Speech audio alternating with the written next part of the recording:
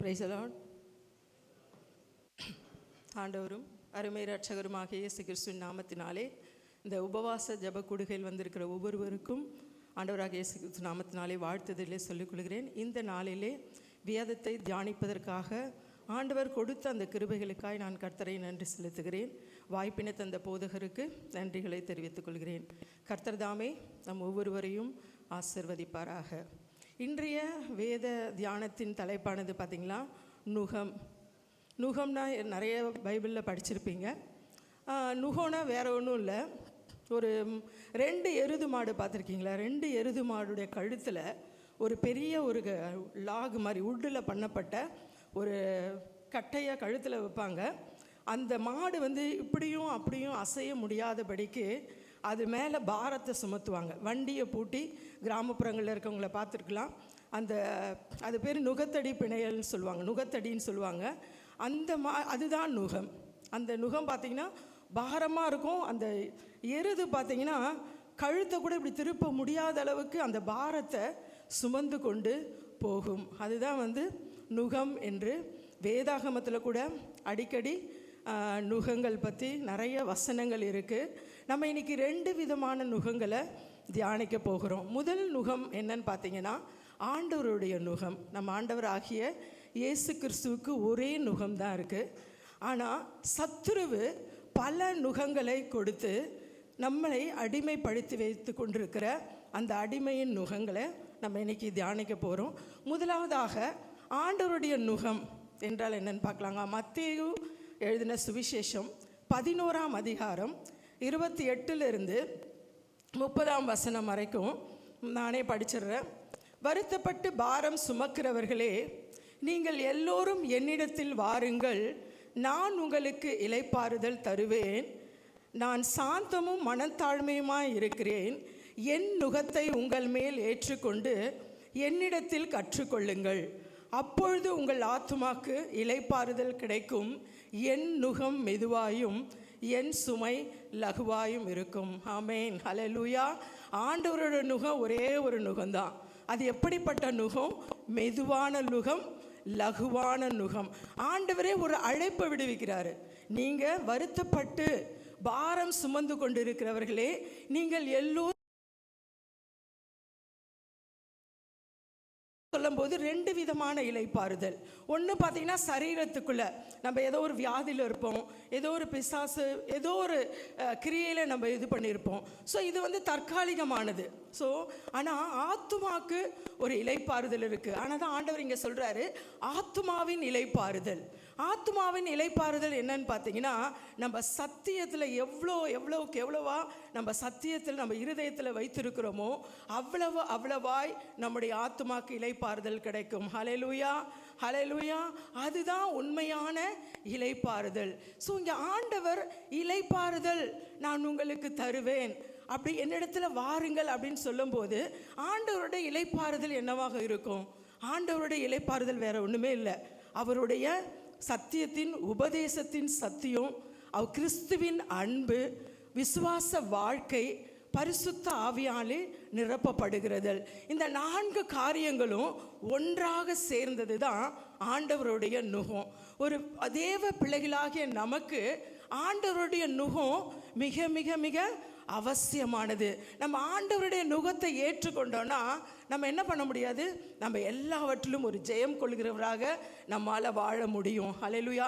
எல்லா அடிமைத்தனத்திலிருந்து நம்மால் விடுதலை ஆக முடியும். அதனால ஆண்டவருடைய வசனம் சொல்லுகிறது, அபிஷேகத்தினாலே நுகம் முறிந்து போகும். ஹல்லேலூயா. நாம் ஒவ்வொருவரும் ஆண்டவருடைய நுகத்தை ஏற்றுக்கொள்பவராக நாம் இருக்க வேண்டும். ஆண்டவருடைய நுகத்திற்காக நாம் வாஞ்சிக்க வேண்டும். அதனால்தான் ஆண்டவர் அழைப்பு விடுவிக்கிறார். என் நுகம் மெதுவாயும் என் சுமை லகுவாயும் இருக்கும். நீங்கள் எல்லோரும் என்னிடத்தில் வாருங்கள், வருத்தப்பட்டு பாரம் சுமந்து துக்கத்தோடு அடிமைத்தனத்தில் இருக்கிற அந்த காரியங்களெல்லாம் விட்டுடுங்க, என்னோட வாங்க. கிறிஸ்துவின் அன்பு இடத்துலையும் ஆண்டவருடைய வார்த்தையின் விசுவாசத்திலையும் ஆண்டவருடைய உபதேசத்திலையும் பரிசுத்த ஆவியாவின் நிரப்புதலுக்குள்ளாக நம்ம வரும்பொழுது நம்ம ஒரு வெற்றி உள்ள, ஒரு விடுதலை உள்ள வாழ்க்கை நம்மால் நிச்சயமாய் வாழ முடியும். ஹல்லேலூயா. எத்தனை பேர் நம்புறீங்க எனக்கு ஆண்டவருடைய நுகம் வேணும், ஆண்டவரே எனக்கு உங்கள் நுகத்தை என் மேலே வைங்கப்பா, நான் எதுக்கும் அடிமைப்படக்கூடாது, நான் எந்த நுகத்துக்குள்ளாக நான் மாட்டிக்கொள்ளக்கூடாது, இந்த கடைசி காலத்தில் அப்பா நான் உம்முடைய நுகத்துக்குள்ளாக நாங்கள் இருக்கணும். ஹல்லேலூயா. நாம் எல்லாமே அழைக்கப்பட்டிருக்கிறவர்கள், நாம் எல்லாமே ஆண்டவருடைய அன்பினாலே நம் இருதயங்களை ஊற்றப்பட்டிருக்கிறது. ஹல்லேலூயா. நாம் ஒன்றுக்கும் அடிமைப்படாதவர்களாக ஆண்டவருக்கு மாத்திரம் நாம் அடிமைகளாக இருந்து ஆண்டவருடைய நுகத்தை மாத்திரம் நம்ம ஏற்றுக்கொண்டோன்னா நிச்சயமாய் நம்ம வாழ்க்கையில் ஒரு வெற்றி உள்ள வாழ்க்கையாக நம்மால் இருக்க முடியும். ஹல்லேலூயா. இதுதான் ரொம்ப ரொம்ப ரொம்ப மிக மிக ஒரு முக்கியமான காரியம். ஹல்லேலூயா. இப்போ சத்துருவின் நுகம், 6 விதமான சத்துருவின் நுகத்தை குறித்து இன்னைக்கு நம்ம தெரிந்து கொள்ள போகிறோம். ஹல்லேலூயா. பாருங்க, சத்துருவின் நுகம் எப்படிப்பட்டதுன்னா, அதாவது கடினமான ஒரு நுகமாக இருக்குமா. அது கடினமான ஒரு நுகம், அதை விலக்கக்கூடாதபடி இருக்கும். பார்த்தீங்கன்னா அந்த எருதை வச்சு அப்படியே மேலே வச்சு அழுத்துவாங்க. அந்த மாதிரி சத்துரு ஒவ்வொரு தேவ பிள்ளைகள் மீதும் ஏதோ ஒரு நுகத்தை வைத்து நம்மால் விடுதலையாக இருக்க முடியாத அளவுக்கு அவனுடைய நுகத்தடியை நம்ம மேலே வைத்து கொண்டிருக்கிறான். ஹல்லேலூயா. பாரமான நுகம் சத்துருவின் நுகம். ஆண்டவருடைய நுகம் என்ன பார்த்தோம்?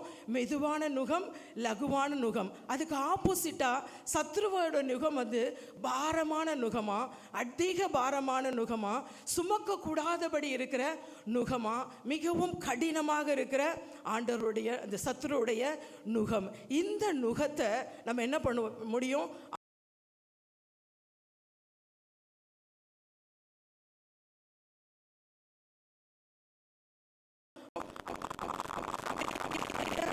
ஒரு நல்ல நம்முடைய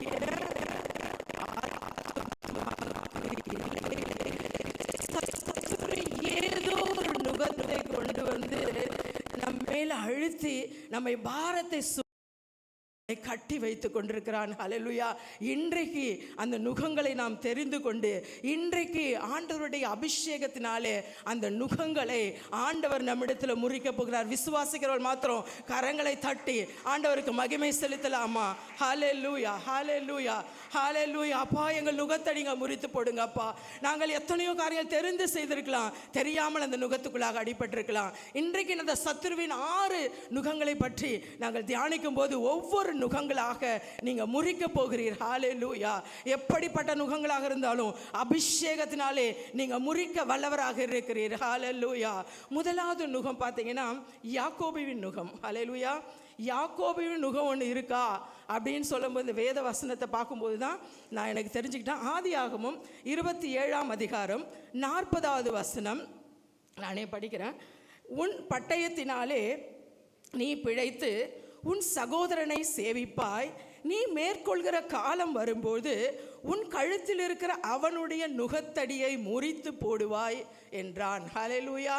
இது யாக்கோபுடைய நுகம். இது இந்த வசனம் யார்கிட்ட சொன்னது? இது ஈசாக்கு ஏசா கிட்ட சொல்ற வசனம். சம்பவம் நம்மளுக்கு நன்றாக தெரியும். யாக்கோபுவின் நுகம் ஒருத்தர் மேலே வந்துருச்சுன்னா அவங்க எப்படிப்பட்டவர்களாக மாறிடுவாங்களாம்? ஏமாற்றுகிறவர்களாக மாறிவிடுவார்கள், ஏமாறுபவர்களாகவும் மாறிவிடுவார்கள். ஹல்லேலூயா. அது வரைக்கும் குணசாலியும் கூடாரவாசியுமாக இருந்த யாக்கோபு அந்த நுகம் மேலே வந்தவனே என்ன பண்ணுறான்? ஒரு கூழை கொடுத்து தன் சகோதரனை ஏமாற்றான். ஹல்லேலூயா. தெரியும்ல சம்பவம் உங்களுக்கு. ஒரு சட்டையை மாற்றி போட்டுட்டு தன் தகப்பனாரை ஏமாற்றி ஆசீர்வாதத்தை பெற்றுக்கொள்ளுகிறான். அது மட்டும் இல்லைங்க, கொஞ்சம் டெக்னிக்கலாக போய் மாமனாரை போய் ஏமாத்துறான். எப்படி? ஆடுகளை குட்டி போட வச்சு புள்ளி உள்ள ஆடெல்லாம் அவனுடைய பங்குக்கு சேர்த்து கொண்டான். ஹல்லேலூயா. ஸோ இப்படிப்பட்ட யாக்கோபு, அந்த யாக்கோபின் நுகம் வரும்போது அந்த மனிதன் அந்த ஏமாற்று காரியங்களில் என்ன பண்ணுறான்? அது நுகத்து மேலே அவன் ஏற்றுக்கொண்டு அந்த காரியங்களை செய்கிறான். அது மட்டும் இல்லை, அதே மாதிரி தான் மாமனார் சும்மா விடுவாரா? என்ன பண்ணார்? ராக்கேல காமிச்சு லேயால கல்யாணம் பண்ணி கொடுத்துட்டாரு. அப்போ யாக்கோபு ஏமாற்றுகிறவனாக இருந்தான், ஏமாறுபவனாகவும் இருந்தான். ஸோ இந்த யாக்கோபின் நுகம் இருக்குமானால் இன்றைக்கு ஆண்டவர் நம்ம யார்கிட்டையாவது ஏமாந்துருப்போம். நம்ம யாரையும் ஏமாத்துறோமா இல்லையான்னு தெரியாது, ஆனால் நிச்சயமாக யார்கிட்டையாவது ஏமாந்துருப்போம். மனுஷர்களை விட்டுருங்க, ஆனால் ஆண்டவரை நம்ம ஏமாத்திருப்போம் இல்லையா? ஆண்டவர் செய்யக்கூடாத காரியத்தை, செய்யக்கூடாதுன்னு சொல்ல காரியத்தை நம்ம பல நேரங்கள் செஞ்சுருக்கோம். செய்யின்னு சொல்கிற காரியத்தை நம்ம பல நேரங்களில் செய்யாமல் விட்டுருக்கோம். இதுதான் ஆண்டவரை நாம் ஏமாற்றுகிறோம். ஒரு மனிதன், நாம் வாழ்க்கையில் ஒரு மனுஷனையும் ஆண்டவரையும் நம்ம ஏமாற்றுகிறவர்களாக இருந்தோன்னா நிச்சயமாக நமக்கு என்ன இருக்குது? யாக்கோபின் நுகம் நம்மேல் இருக்கிறது. ஹல்லேலூயா. இந்த யாக்கோபின் நுகத்தை ஆண்டவர் இன்றைக்கு அவருடைய அபிஷேகத்தினால முறிக்கிறார். ஹல்லேலூயா.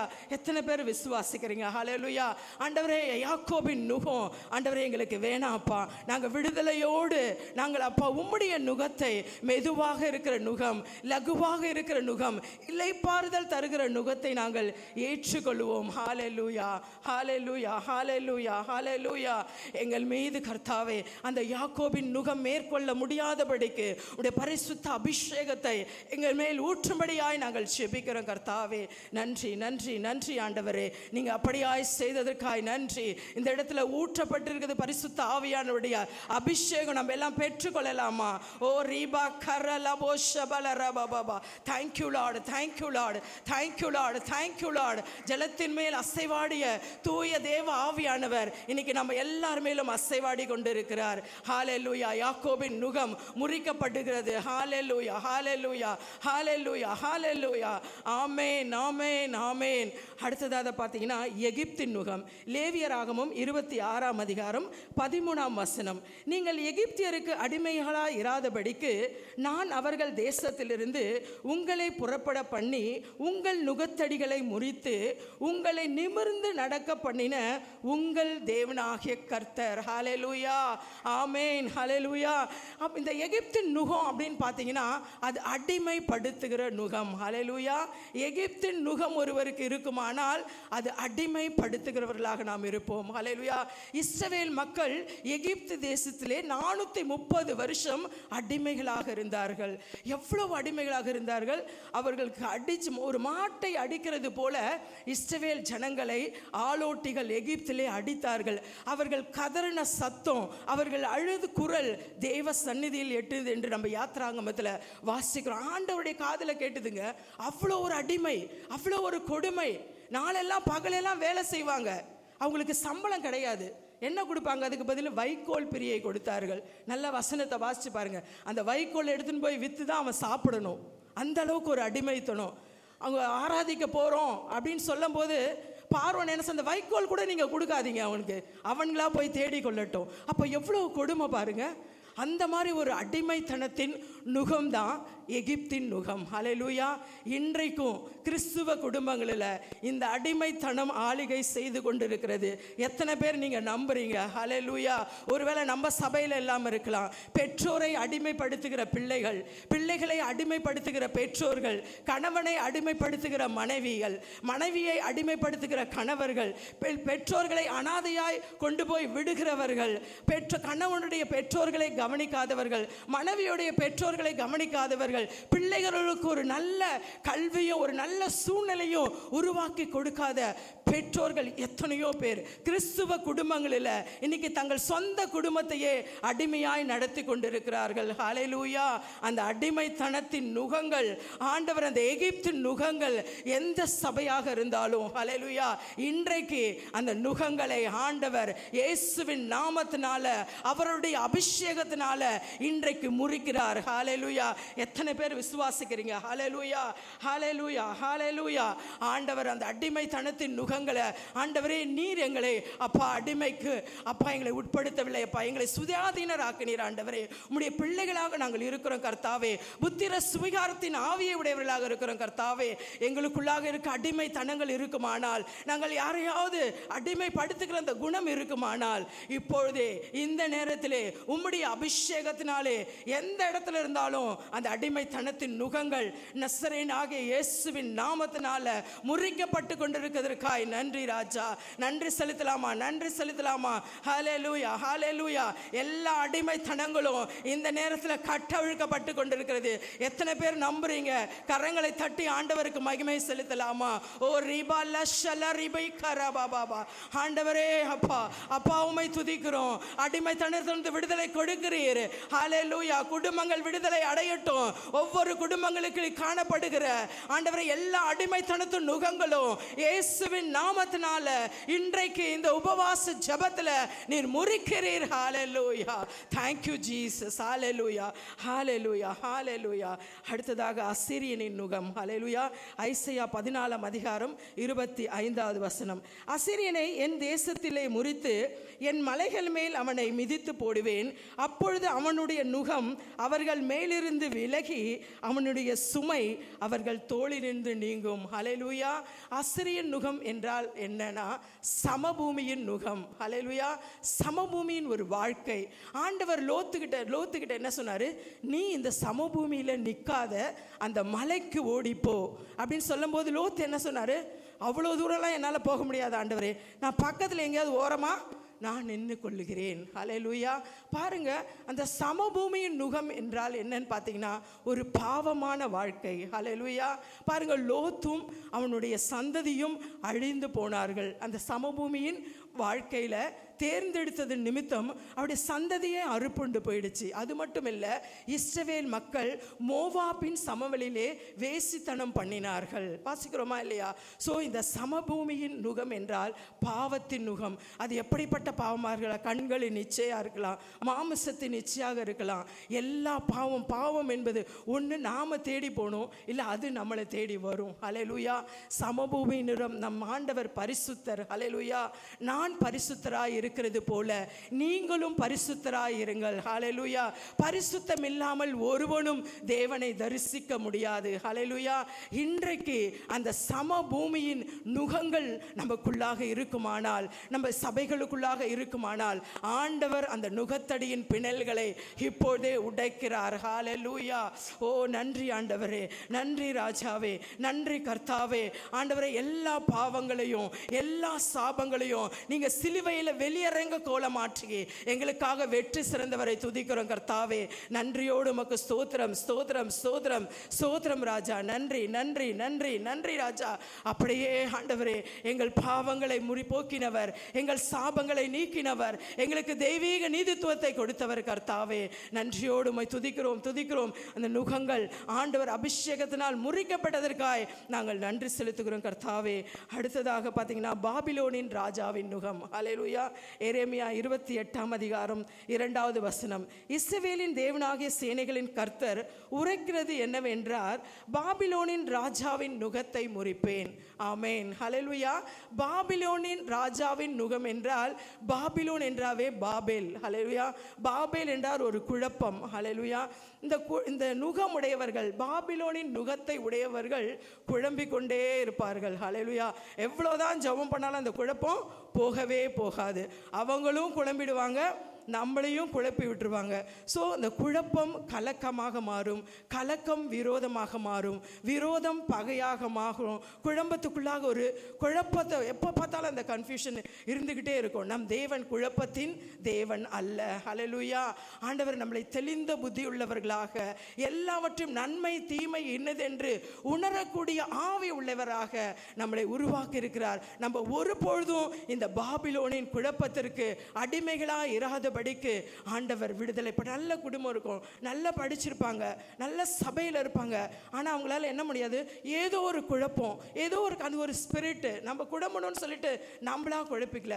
ஏதோ ஒரு ஆவி ஆளுகை செய்து சத்துரு நம்ம மீது அந்த குழப்பத்தை உண்டாக்கி நம்மளை ஒரு பரிபூர்ண நிம்மதிக்குள்ளாக பிரவேசிக்க முடியாமல், எது எடுத்தாலும் சந்தேகம் வரும், எது எடுத்தாலும் குழப்பம் வரும், எது எடுத்தாலும் டபுள் மைண்டடாக இருப்போம். விசுவாசிக்க முடியாதபடிக்கு அந்த குழப்பத்தை கொண்டு வருகிற அந்த பாபிலோனின் ஆவி, அந்த பாபேலின் ஆவி இன்றைக்கு சபைகளிலிருந்து, நம்முடைய குடும்பங்களிலிருந்து ஆவியானவர் அபிஷேகத்தினாலே அதை முறித்து போடுகிறார். ஹல்லேலூயா, ஆமென்.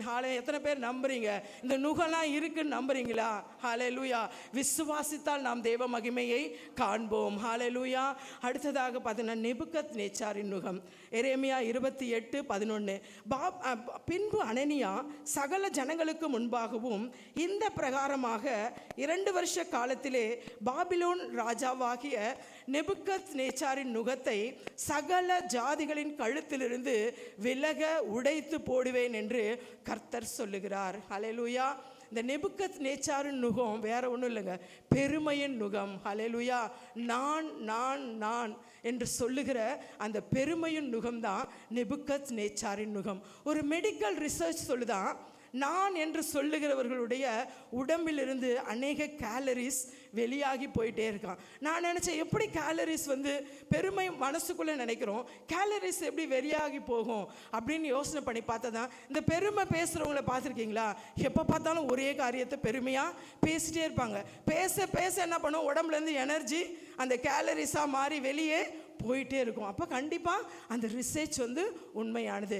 பாபிலோனில் நேபுக்கத்நேச்சார் என்ன பண்ணார், நான் கட்டின மகா பாபிலோன் என்று அவர் சொன்ன மாத்திரத்தில் மனுஷனாக இருந்த அவர் என்ன பண்ணார், மிருகமாக மாறினார். ஹல்லேலூயா. ஆண்டவர் பெருமையுள்ளவர்களுக்கு எதிர்த்து நிற்கிறார், தாழ்மையுள்ளவர்களுக்கோ ஆண்டவர் கிருபை அளிக்கிறார். ஹல்லேலூயா. பெருமையின் ஆவி ஒருவருக்கு இருக்குமானால் வீழ்ச்சிக்கு முன்னானது தாங்க பெருமை. ஒருத்தர் வாழ்க்கையில் பெருமை வந்துட்டா கண்டிப்பாக அவங்க வீழ்ச்சி அடைய போகிறார். வேதம் அநேக உதாரணங்களை நமக்கு எடுத்து சொல்கிறது. ஹல்லேலூயா. பெருமை இல்லாத பாபிலோனின் அந்த நேபுக்கத்நேச்சாரின் ஆவி இல்லாத நாம் தாழ்மையுடைய ஆண்டவரே தாழ்மையின் கோலம் எடுத்தார். ஹல்லேலூயா. எல்லா மகிமையும் விட்டு நமக்காக மனுஷ சாயலானார். ஹல்லேலூயா. நமக்கு பெருமை இல்லாதவர்களாக அந்த பாபிலோன் அந்த நேபுக்கத்நேச்சாரின் நுகம் நம்மை விட்டு நீங்கும்படியாக இன்றைக்கு நாம் ஜெபிப்போம். பாருங்க, இந்த பெருமை நுகம் சீஷர்களை கூட விட்டு வைக்கல. ஆண்டவர் முன்னாடி நடந்து போயிட்டு இருக்காரு, பின்னாடி சீஷர்கள் ஏதோ பேசிட்டே வராங்க. அவர் என்ன நினச்சிட்டாரு, ஏதோ பாட்டு பாடிட்டு வராங்க போல இருக்கு அப்படின்னு நினச்சி பார்த்தா அங்கே சண்டை நடந்துட்டு இருக்கு. என்ன சண்டை நடந்தது? நீ பெரியவனா நான் பெரியவனா? யூதாஸ் ஒரு வேலை சொல்லியிருப்பான், நான் தான் பெரியவன், ஏன்னா ஆண்டவர் என்கிட்ட தான் பணத்தெல்லாம் கொடுத்து வச்சிருக்காரு, எனக்கு தான் எல்லாம் தெரியும். ஆண்டவர் எத்தனை காசுக்கு விற்கணும்னு தெரியும் யூதாஸ்க்கு. ஹல்லேலூயா. பாருங்க, இந்த மாதிரி ஒரு வாக்குவாதம் நடந்துட்டு இருக்கு. ஆண்டவர் பின்னாடி பார்க்கும்போது என்ன பண்ணிட்டாங்க, சைலண்ட் ஆயிட்டாங்க. கேட்டாலும் சொல்லலை. என்னப்பாச்சு உங்களுக்கு? கேட்டிருப்பாரு நிச்சயமா, சொல்லலை. ஆனால் வசனம் சொல்லுது, அவில் ஆவியிலே உணர்ந்தவராய் என்ன சொல்றாராம், உங்களில் எவன் பெரியவனாய் இருக்க விரும்புகிறானோ அவன் பணிவிடைக்காரனாய் இருங்கள் என்ன ஒரே கட்டளை கொடுத்துட்டாரு. பாருங்க, எவ்வளோ ஒரு ஆண்டவரே சொல்றாரு வாயில, நீங்க எதுக்கு பெருமை உடையவராக இருக்கீங்க, நான் எதுக்கு முதன்மையானவனா இருக்கணும், நீங்க யார் அப்படி மனசுல நினைச்சிருக்கீங்களோ முதல்ல நீங்க பணிவிடைக்காரனா இருங்கப்பா, அதுக்கப்புறம் நீங்க என்ன பண்ணலாம், தலைவனாக நீங்க மாறலாம். அப்ப பாருங்க, பெருமைக்கு வேதம் எவ்வளவு எதிர்ப்பு காண்பிக்கிறதுன்ட்டு, ஆண்டவர் எவ்வளவு எதிர்க்கிறார் பாருங்க. ஆண்டவருடைய வாயிலிருந்து வந்த வார்த்தைகள் தான். ஸோ இந்த நேபுக்கத்நேச்சாரின் அந்த பெருமையின் நுகங்கள் இன்றைக்கு நம்மளிருந்து ஆண்டவர் அகற்ற வல்லவராக இருக்கிறார். ஹல்லேலூயா. கடைசியாக அந்நிய நுகம். 2 கொரிந்தியர் 6:14 அந்நிய நுகத்திலே அவ்விசுவாசிகளுடன் பிணைக்கப்படாதிருப்பீர்களாக. நீதிக்கும் அநீதிக்கும் சம்பந்தம் ஏது? ஒளிக்கும் இருளுக்கும் ஐக்கியம் ஏது? இந்த வசனத்துக்கு விளக்கமே தேவையில்லை. அந்நிய நுகத்தில் பிணைக்கப்பட்டிருக்கிறோம். உலகத்தின் சிநேகிதம் தேவனுக்கு பகை. உலகத்துக்கும் நமக்கும் சம்பந்தம் இல்லை. ஆண்டவர் இருளில் இருந்தால் நம்மளை பிரித்தெடுத்தார். ஹல்லேலூயா. மறுபடியும் இருளில் எதுக்கு போய் நம்ம ஐக்கியமாகணும்? ஹல்லேலூயா. ஆண்டவர் இருளில் அதிகாரத்திலிருந்து நம்மை பிரித்தெடுத்து அன்பின் குமாரன் ராஜ்யத்திற்குள்ள வைத்திருக்கிறார். இன்னைக்கு அநேக பேர், அநேக தேவ பிள்ளைகள் உலகத்தோடு ஒரு ஐக்கியம், பின்னி பேசக்கூடாதுன்னு ஆண்டவர் சொல்ல, ஃப்ரெண்ட்ஷிப் வைக்கக்கூடாதுன்னு சொல்ல, அந்த வசனத்தை நீங்கள் பாருங்க, பின்னி பிணைக்கப்படாது இருப்பீர்களாக. இன்னைக்கு எத்தனையோ தேவ பிள்ளைகளாக இருக்கட்டும், தலைவர்கள் கூட இந்த அவ்விசுவாசிகளோட சேர்ந்து அவங்கள மாதிரியே பேக் ஸ்லைடு ஆனவர்கள் நம்ம எத்தனையோ சாட்சிகளை நம்ம கேட்டிருக்கோம். ஹல்லேலூயா. அதனால தான் ஆண்டவர் எச்சரிக்கிறார், அவ்விசுவாசிகளுடன் நீங்கள் பிணைக்க படாதிருப்பீர்களாக. ஒளிக்கும் இருளுக்கும் சம்பந்தம் ஏது? ஹல்லேலூயா. ஒளியின் பிள்ளைகளாக நாம், ஆண்டவர் நம்மளை அவருடைய வெளிச்சத்தை நமக்கு கொடுத்திருக்கிறார். அவர் அநீதியின் பிள்ளைகள், நம்ம அநீதியானவர்களாக இருந்தோம். ஆண்டவருடைய நீதித்துவம் நம்ம மேல் போடப்பட்டது. ஹல்லேலூயா. நம்ம பிரித்தெடுத்து ஆண்டவர் அழைத்து வந்திருக்கிறார். அவருடைய சொந்த ரத்தத்தை கிரயமாக நம்மளுக்கு செலுத்தி நம்மளுக்கு இன்னைக்கு அன்பின் குமாரன் ராஜ்யத்தில் உட்கார வைத்திருக்கிறார். நாம் மறுபடியும் அவ்விசுவாசிகளுடன் அந்நிய நுகத்தில் பிணைத்திருப்போமானால், இஸ்ரவேல் மக்கள் தான் இதுக்கு ஒரே உதாரணம். என்ன செஞ்சாங்க? அவங்க எங்கெல்லாம் போறாங்களோ அங்கெல்லாம் போய் என்ன பண்ணாங்க? அந்த தேசத்தில் அங்கே இருக்கிறவங்களோட கலந்து அதே முறைமைகளை அவர்கள் கடைபிடித்து ஆண்டவரை கோபமூட்டினார்கள். ஹல்லேலூயா. நம்ம எத்தனையோ அந்த பழைய ஏற்பாட்டில் நம்ம படிச்சிருக்கோம். ஆண்டவர் மன்னிச்சு விடுவார், திருப்பியும் நுகத்துக்குள்ளாக போவாங்க. ஆண்டவர் மன்னித்து மறுபடியும் ஏற்றுக்கொள்வார், மறுபடியும் அந்த அடிமைத்தனத்துக்குள்ளாக போவாங்க. ஆண்டவர் எரிச்சல் ஊட்டுகிற அந்த அந்நிய நுகத்தோடு நாம் பிணைக்கப்படாதிருப்போமாக. ஹல்லேலூயா. இன்றைக்கு ஆண்டவர் கண்களை மூடலாமா? ஹல்லேலூயா. இன்னைக்கு 6 விதமான நுகங்களை நம்ம பார்த்தோம். அப்பா, உங்களுடைய நுகம் ஆண்டவரே, நீர் எங்களுக்கு அழைப்பு விடுத்திருக்கிறீர். ஹல்லேலூயா. வருத்தப்பட்டு பாரம் சுமப்பவர்களே, நீங்கள் எல்லோரும் என்னிடத்தில் வாருங்கள், நான் உங்களுக்கு இளைப்பாறுதல் தருவேன். நான் சாந்தமும் மனத்தாழ்மையுமாய் இருக்கிறேன். என்னுடைய நுகத்தை உங்கள் மேல் ஏற்றுக்கொள்ளுங்கள், என்னிடத்திலே வந்து கற்றுக்கொள்ளுங்கள். என் நுகம் மெதுவாயும் என் சுமை லகுவாயும் இருக்கும் என்று ஆண்டவர் இன்னைக்கு சொல்லுகிறார். அப்பா, ஒருவேளை ஆண்டவரே, நாங்கள் அந்நிய நுகத்திலேயோ, ஆண்டவரே எகிப்து நுகத்திலேயோ, நெபுகாத் நேச்சாரின் நுகத்திலேயோ, பாபிலோனின் நுகத்திலேயோ, யாக்கோபின் நுகத்திலேயோ, அசரினியோட நுகத்திலோ பிடைக்கப்பட்டிருந்தால், இன்றைக்கு அபிஷேகத்தினாலே நுகம் முறிந்து போகும் என்ற வசனத்தின்படி இன்றைக்கு ஆண்டவர் ஐசையா 9:4 நம்முடைய நுகத்தை முறிக்கிறார். ஹல்லேலூயா. ஐசையா 58:6 நம்முடைய நுகத்தை உடைக்கிறவராக இருக்கிறார். ஹல்லேலூயா. ஐசையா 10:27 நம்முடைய சுமை நுகங்களை நீக்குகிறவராக இருக்கிறார். ஹல்லேலூயா. ஐசையா 14:25 நம்ம சுகங்களை விலக்குகிறவராக இருக்கிறார். ஹல்லேலூயா. நாம் ஒப்பு கொடுப்போமா? ஆண்டவரே, எங்களை தாழ்த்துகிறோம்ப்பா. நாங்கள் தெரியாமல் அந்நிய நுகத்தில் நாங்கள் பிணைக்கப்பட்டிருந்தா, இன்றைக்கு உங்கள் அபிஷேகம் எங்களை ஒப்பு கொடுக்கிறோம். அபிஷேகத்தினால் நுகம் முறிந்து போகும் என்ற வசனத்தின்படி கர்த்தாவே, எங்கள் நுகங்களை முறித்து உம்முடைய நுகத்தை நாங்கள் ஏற்றுக்கொண்டு ஒரு வெற்றியுள்ள வாழ்க்கையாக, உம்முடைய பிள்ளைகளாக, ஒரு பரிசுத்த பிள்ளையாக, உமக்கு வருகையில் நாங்கள் ஆயத்தப்பட்டு நிற்கக்கூடியவர்களாக, அபிஷேகம் பெற்றவர்களாக உமக்கு முன்பாக நிற்க எங்களை தகுதிப்படுத்துங்கப்பா. எங்களை ஒப்புவிக்கிறோம். இயேசுவின் மூலம் ஜெபிக்கிறோம் எங்கள் ஜீவனுள்ள நல்ல பிதாவே. ஆமென். Thank you.